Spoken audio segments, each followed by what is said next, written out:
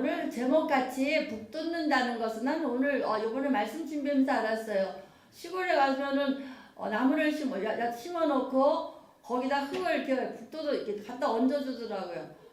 그런데 그게 뭔 소리인지 몰랐는데 뿌리가 드러나 있으면 노근이라 그랬는데 그 노근이 나왔을 때에 주인이나 누가 흙을 갖다 얹어준대요. 그런데 그 흙을 북돋아주는 그 흙의 힘의 위력은 말할 수가 없다는 거예요, 여러분요. 그래서 우리가 오늘 말씀 갖고 오늘 나가는데 잠언이 그런 뜻이에요. 북돋아줄 수 있는 흙과 같은 거예요. 그럼 어떻게 되냐? 우리 기도 제목이 하나님 내가 비옥한 흙이 되게 허락하여 주시옵소서 해야 돼요. 그 흙이 비옥한 흙이 북돋는 인생이 돼야 돼요. 이것이 성도의 삶이에요. 오늘 메시지 나가요. 잠언 12장을 잠언은 세 뭉치로 나눠져 있어요. 1장부터 9장까지는 지혜예요. 예수님이에요. 또 10장부터 24장까지는 예수님으로 사는 삶이에요.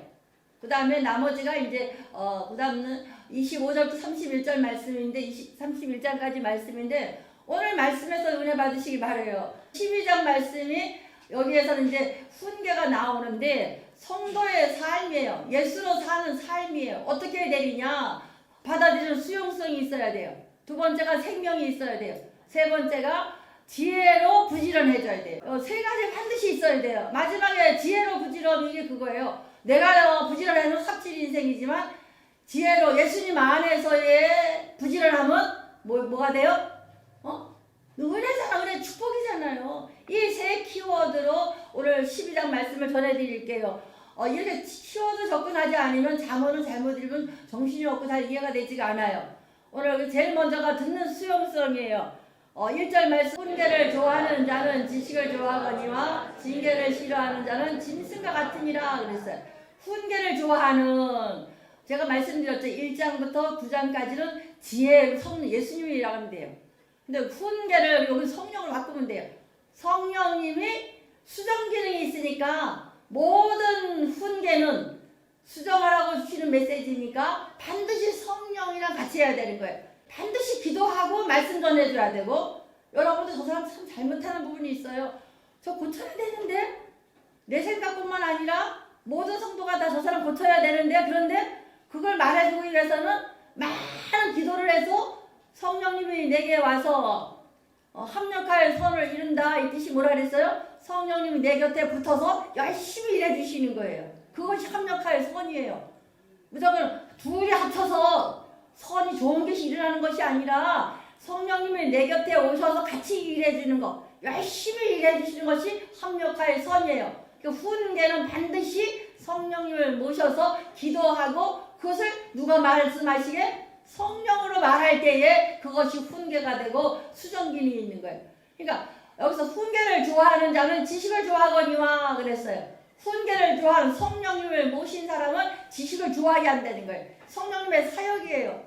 오늘 메시지 나가기 전에 찾아볼게요, 여러분요. 우리 요한복음 1장 12절 말씀 영접하는 자, 곧 그 이름을 믿는 자에게는 하나님의 자녀가 되는 권세를 주셨으니 그랬어요.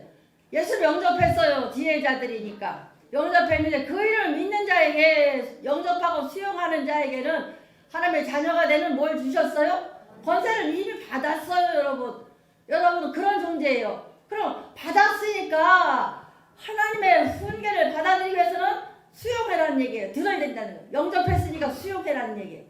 반드시 우리는 듣는 길을 달라고 기도하셔야 돼요. 열왕기상 3장 9절 말씀에 보면 솔로몬이 연약한 유약한 소녀 같은 신하 쓰고 이런 아들이었잖아요. 그러니 왕이 됐으니까 뭘로 지혜요? 근데 가장 귀한 것이 이거예요. 누가 주의 이 많은 백성을 재판할 수 있사오니까 듣는 마음을 종에게 주사 주의 백성을 재판하여 선악을 분별하게 하옵소서. 이 기도가 하나님 마음에 탁 갇힌 거예요. 왕의 소임이 그 당시에 뭐예요? 말씀으로 재판하는 거예요. 또 나라의 전쟁이 나면 막아주는 거예요. 그러나 아버지가 전쟁을 다 맡아줘서 온 나라를 다 단에서 부엘세바 우리나라 같은 한라에서 백두까지 다 통일을 해놨거든. 그러니까 솔로몬은 뭐만 하면 돼? 말씀으로 잘 통치하고 말씀으로 재판만 잘하면 되거든. 그 당시 왕의 소임이니까. 내 개인을 유익을 구하는 것이 아니라 듣는 길을 달라내는 거예요. 듣는 마음을 주사. 듣는 마음, 여러분 이것을 기도하셔야 돼요. 우리 한국 사람 같이 일방통행하면 안 돼요. 내가 늘 어디 가서 봐도 상대방의 말을 듣지 아니하고 그냥 일방통 자기 것만 막 주장해. 자기 것만 일방통행을 해. 그것은 성도의 삶이 아니고 예수님을 모신 삶이 아니에요. 우리는 반드시 듣는 길을 주사. 듣는 길 들려줘서 깨달아져서 그 지혜로 사는 것이 여러분의 삶이에요. 그러니까 반드시 솔로몬 같이 듣는 마음을 주사. 듣는 게 말씀이 통과되어서 하나님의 말씀이 통과됐으니까 내 마음은 뭘로 작동돼요? 말씀 작동되잖아요. 그래서 사람하고 만날 때도 이야기할 때도 다른 사람과 대화할 때도 사업도 직장도 다 듣는 마음으로 하나님 말씀을 듣는 마음으로 하면 여러분요 실수가 없잖아요. 누가 일하시기 때문에? 내 안에 계신 예수님이 일하시기 때문에. 그게 성공의 비결이에요. 성도의 삶이에요.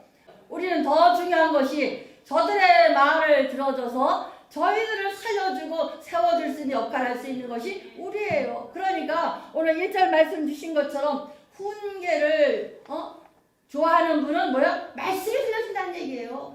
훈계는 누가요? 성령님이 하시거든.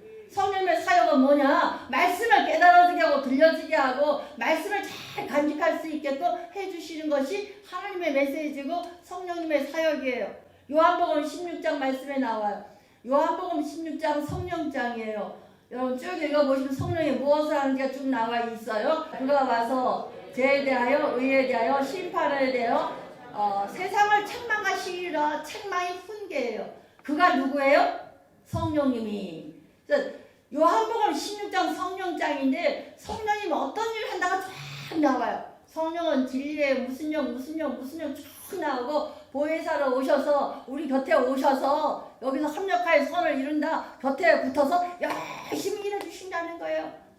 그러니까 그런데 그것뿐만 아니라 성령님께서는 죄에 대해서 의에 대해서 심판에 대해서 훈계하시니라 이 뜻이에요. 그럼 훈계하시니까 죄에 대해서 의에 대해서 심판에 대해서 우리가 수정해야 돼 안 해요? 수정해야 되는 거예요. 어제의 기준 삼아서 말씀의 기준 삼아서. 그러기 위해서는 반드시 하나님의 말씀을 들려야 돼요. 오늘 말씀에 은혜가 안 돼요 하는 분은 내 귀를 안 열고 와서 그래요. 기도 안 해서는 거예요. 아무리 목사가 좋은 설교를 해도 내가 준비되지 아니하면 귀는 안 열려요. 아마 들려주게 해달라 기도하셔야 돼요. 야고보서를 거기는 주대로 행위와 믿음은 행위로서 구원받는다 여기 강조해. 행위를 강조해. 근데 성경은 구약부터 신약까지 다 봐도 행위는 구원받은 다음에 행위가 따라가는 거예요. 예배가 먼저고 믿음이 먼저고 행위가 오는 거예요. 반드시 예배를 드려야 돼요. 우리는 그런 족속이거든요. 그러니까 우리가 수정할 수 있는 건 수정해야 되는 거예요. 아무리 내가 받은 대로 하더라도 항상 말씀이 들려져 갖고 그 말씀대로 결국 뭐예요? 내가 아는 것이 아니라 뭐예요? 깨달아지는 거예요. 기도를 안 가도 누가 주시는 거예요? 듣는 마음을 주사 듣는 길을 주셔서 깨달아지고 말씀이 통과되니까 내 마음이 뜨거워져 안 뜨거워져? 뜨거워지는 거예요. 여러분들 100여 명을 끌고 나간다 생각해봐요. 만나는 사람의 범위가 한 200~300명 늘 돼요. 그러면 나도 눌릴 수가 있어요. 그럼 내가 회복할 수 있는 길이 어디예요? 말씀으로 회복되는 거예요. 말씀이 통과될 적마다 힘이 나고 마음이 시원해지거든요. 그래서 그 유명한 솔로몬도 듣는 마음을 주사 말씀이 통과해야 되는 거야. 그럼 우리도 어떻게 해야 돼요? 말씀이 통과되라 기도하시. 듣는 마음을 주사 듣는 길을 주사 내 마음에 내 귀에 말씀이 통과돼야 돼요. 하나님의 형상인 DNA가 말씀이 통과되는 순간 탁탁탁 작동이 돼서 능력이 나가고 치료할 거 치료하고 내 안에 있는 모든 거 다 비워내고 뭘로 채워지는 거예요? 말씀에 차곡차곡 쌓여서 그게 힘이 되는 거예요. 그게 근육이 되는 거예요. 그러니까 우리가 말씀을 들어라 하기 전에 듣는 마음을 주사 수용성이 있어야 돼요. 예수를 다 영접하고 수용하지 아니하고 매일 성전들 왔다 갔다 소용없어요. 반드시 말씀 영접한 다음에 예수를 영접한 다음에 수용을 듣고 듣는 길을 주사 듣는 마음을 주사 차곡차곡 간직해야 돼. 그때 여러분 간직한 말씀 갖고 세상에 나가서 대응하는 거 대적할 수가 있잖아요. 우리는 치열한 전쟁을 해야 되는 사람들이에요. 하나님의 종으로서도 마찬가지지만 목사는 목사답게 치열한 영적 전쟁이 있어요. 장로님들도 마찬가지예요. 장로는 장로로서의 치열한 영적 전쟁이 있어요. 왜? 사단은 가만두지 않거든요. 여러분의 그릇의 크기만큼 사단도 공격해와요. 우리도 마찬가지예요. 씨름할 때 이 사람이 맷굽 하면 맷굽을 같이 붙여요. 게임이 되는 사람하고 붙이지 이 사람한테 이렇게 안 붙여요. 그거는 재미없는 경기예요. 모든 영적 경기나 경주나 같은 급에다가 맞추기 때문에 여러분도 사단도 마찬가지예요. 사단은 더 교막이 정확하게 알고 맞춰요. 그러니까 사단은 준비하고 센 사람 갖다 센 사단을 맞추는데 우리는 너무나도 매일 백전백패가 된단 말이에요. 이걸 위해서도 우리는 반드시 오늘 메시지를 수용할 수 있는, 특별히 말씀을 수용할 수 있는 길을 달라고 기도하시고 마음을 달라고 기도하시길 바래요. 우리 1절 말씀에 보면은 징계를 좋아하는 자는 지식을 좋아하며 징계를 싫어하는 자는 짐승과 같으니라고 그랬어요. 하나님 말씀에 들려지기 싫어하는 사람은 짐승은 무슨 뜻이에요? 자기 본능대로 산다는 거예요. 그러니까 일방통행하는 사람들은 자기 생각만 해요. 세상에서 제일 무서운 사람이 책 한 권 읽고 고집 피우는 사람이에요. 나 고집이 센데 하고 자랑해요. 그건 고집 센 게 아니에요. 그건 본능 짐승과 같은 삶이에요. 자기 고집대로 내 뜻 안 되면 심술 부리고 내 뜻이 관찰 안 되면 뒤집어엎고 이거는 말도 안 되는 삶이고 그건 신앙인도 아니고 세상에도 인격자도 아니에요. 세상에서 제일 무서운 사람이 그런 사람이 교만한 사람이라 그래요. 교만한 사람은 어떤 사람이냐? 가르칠 건 있는데 배울 거 없다고 생각하는 사람. 다 알아 자기가. 다 알아도 뭐 해야 돼요? 다시 배울 거 있잖아요. 우리 여기 마침 4절 말씀 어진 여인은 그 지압 위에 멸류가 아니요 욕을 끼치는 여인은 지압 위에 뼈를 썩게 한 것 같으니라. 그래서요 어진 여인이 잠언 31장에 나오는 현숙한 여인이랑 같은 뜻이에요. 그러면 어진 여인, 현숙한 여인은 유능한 여인이에요. 유능한 여인이 우리나라에서 있는 워킹맘 슈퍼맘이에요. 여자는 약해도 엄마는 강해요. 그래서 엄마들은 목숨을 던져가면서 어디서 힘이 나오는지 초자연적인 능력이 나가요. 이따 어느 설명에 나가겠지만 하나님께서 우리 권세를 주셨거든요. 우리가 엄마 같은 입장에 처하면 그 초자연적인 능력이 나가요. 권세가 나가요. 근데 여기도 마찬가지예요. 어진 여인, 현숙한 여인은 유능한 여인인데 이렇게 열심히 배운다는 거예요. 성경에서 말씀하는 어진 여인은 지압 위에 멸류가 아니라 그랬어요. 여러분요. 우리는 계속 듣고 수용해야 돼요. 열심히 배워야 돼요. 평생 죽을 때까지 이대 나온 한 번보다 평생 배우는 사람이 더 유명한 거예요. 자꾸 배우고 자꾸 호기심하고 따라가야 돼. 시대를 따라가야 돼. 앞서가야 되는데 지금 시대를 따라가지도 못하고 있잖아요. 옛날엔 교회가 문화를 이끌어 갔었어요. 교회 가면 다 배웠어요. 교회가 놀면 유익했어요. 근데 지금 세상이 앞서가요. 교회 오라면 시시해졌어요. 우리는 세상에 빛이 되기 때문에 교회가 문화를 이끌어가야 되고 영적 권세를 이끌어가야 되는데 이것이 지금 안 되고 있어요. 이것이 교정되지 않으면 교회다운 교회가 될 수가 없어요. 그래서 반드시 어진 여인은 수용성이 있다는 거예요. 소인배는 자기의 이익만 찾는 걸 소인배라 그래요. 대인배는 이익은 좀 부족하더라도 대의를 위해서 사는 거예요. 이것이 교회 모습이에요. 또 여러분의 삶이 돼야 돼요. 반드시 수용할 수 있는 종들 되시기 바랍니다. 중국에 2020년 현재 인구가 14억 3,700만 명 정도가 된대요. 14억만 잡아도 엄청나잖아요. 그런데 인구가 너무 많으니까 인구 정책을 한 거예요. 그래서 한 가정에 한 명씩만 나라고. 그랬더니 다 소황제 소통령이라는 거예요. 그러니까 지금 30, 40대가 중국을 이끌어 나가야 되는데 중국의 가치관이 뒤흔들린다는 거예요. 지금. 중국의 가치관이 흔들려서 앞으로 이 큰 대국을 인구가 14억이라는 대국을 어떻게 이끌어갈 건지 미래가 예측된다 이런 논평이 있더라고요. 여러분들. 코로나 그런데 가장 면역 영역이 강한 데가 어디냐 그러니까 뭐라 그러느냐 하면은 4대가 몰려 사는데 그러더라고요. 그래서 이해가 안 됐어요. 왜 그러나 살펴보니까 어린아이가 나가서 세균 바이러스 받아서 벌써 한번 감염됐던 거예요. 다. 세균에 강한 거야.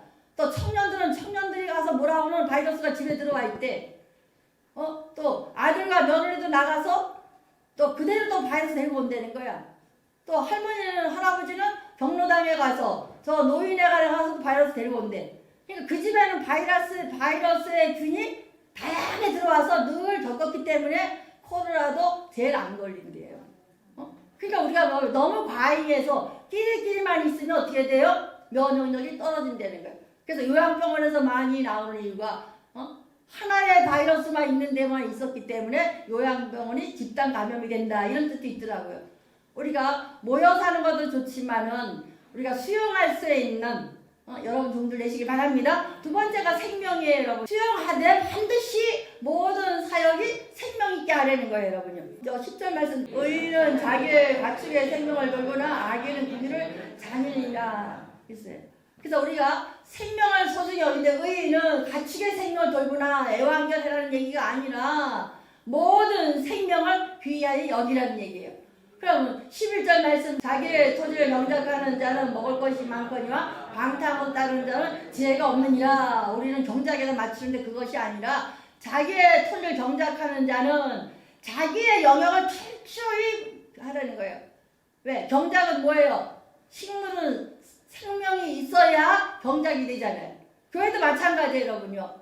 우리가 하나님의 백성으로 예수님의 삶으로 사는 사람, 예수로 사는 여러분들이 어떻게 되냐? 자기 토지를 경작하는 자가 돼야 돼. 교회 안에 여러분들, 나는 여러분이 다 경작하는 자예요. 토지예요.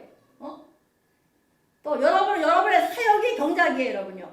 그 경작하려면 뭐예요? 생명이 죽으면 돼, 안 돼요? 안 되는 거예요.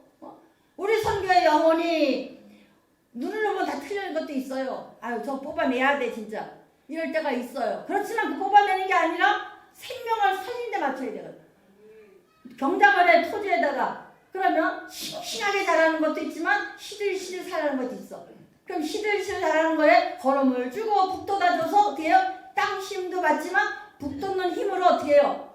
쭉 자라는 거, 이것이라는 거예요, 여러분요. 그럼 우리가 뭐 해야 돼요? 시들시들한 거 뽑아내라 그러지 아니하고 거기다가 북 돋는 흙을 주어서 그 생명이 살아나게 하는 거. 이것이 여러분과 우리가 할 사역이고 예수를 모신 사람들의 삶의 방법이라는 거예요. 내가 봐도 저건 아닌데 할지라도 그 생명 때문에 참아줘야 되고 그 생명 때문에 속아줘야 되고 그 생명 때문에 인내해줘야 되는 거예요. 그러니까 우리 예수로 사는 사람은 어디다 맞춰야 돼? 다 생명에다 맞춰야 돼.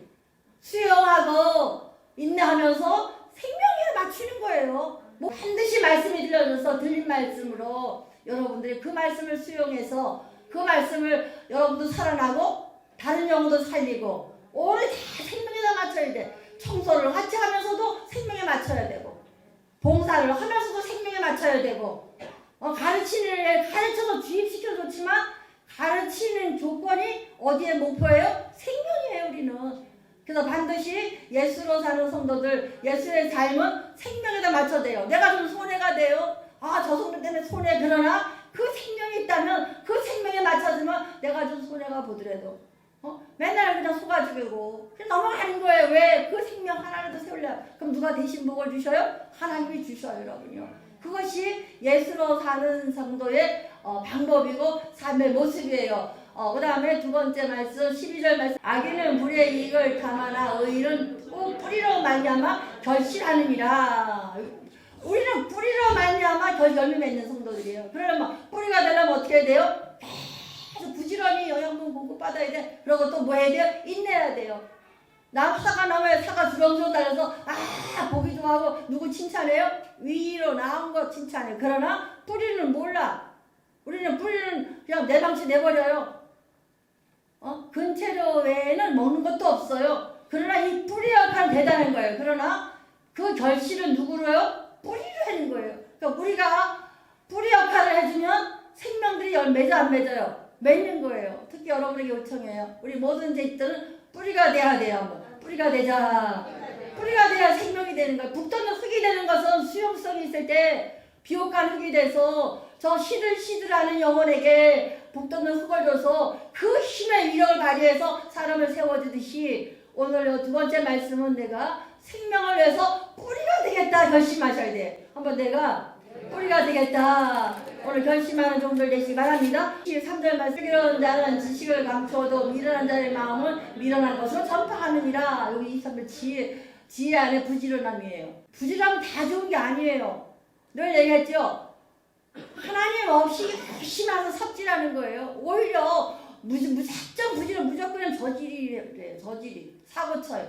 그러나 하나님 안에서의 부지런하면 뭘 맺어요? 은혜가 임하고 축복이 임해요, 여러분요.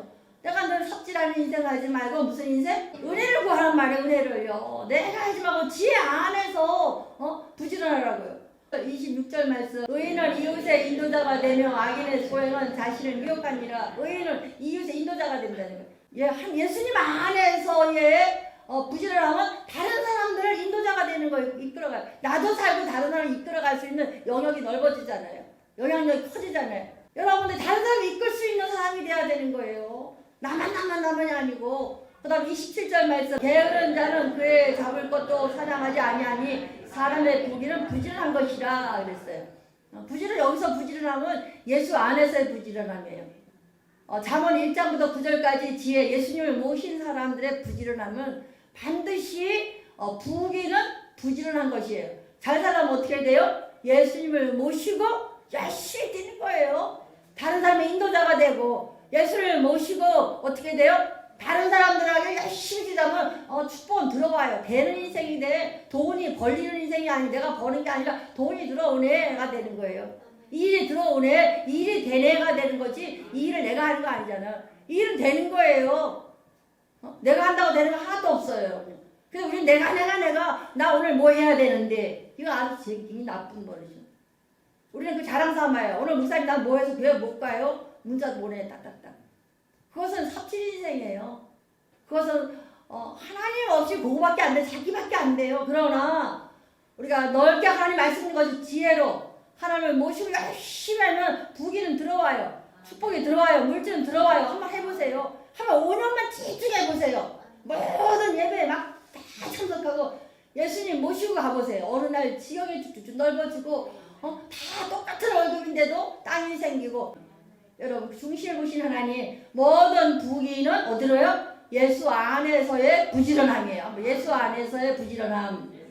이 세 가지가 여러분의 모토가 되게 하시고 여러분의 지침서가 되시길 바라고 여러분의 삶의 패턴이 되시길 바랍니다. 하나님 감사합니다. 오늘도 귀한 날 주셔서 예배하게 하시되 주님 말씀하신 것처럼 예수님을 영접하고 수용케 허락하여 주시옵시고 수용한 그 예수님을 간직하게 허락하여 주시되 그러게 하기 위해서는 반드시 듣는 마음을 허락하여 주시옵시고 듣는 길 허락하여 주셔서 수용성 있는 종들에게 허락하여 주시옵소서. 세상에 나가 듣기를 더 많이 하고 말을 조심할 수 있는 귀한 종들에게 허락하여 주셔서 말씀으로 일할 수 있고 말씀으로 사업하게 하시고 들려진 그 말씀으로 통치하고 다스리게 도와주시옵소서. 아버지 세상에 나아갑니다. 또 사역을 감당합니다. 생명 있는 사역이 되게 하시고 생명이 있는 사업이 되게 하시고 생명 있는 일이 되게 하시되 반드시 성령님을 모시고 영혼에 초점 맞출지면 아버지가 일하여 주셔서 내가 조금 손해볼지라도 내가 좀 속임당할지라도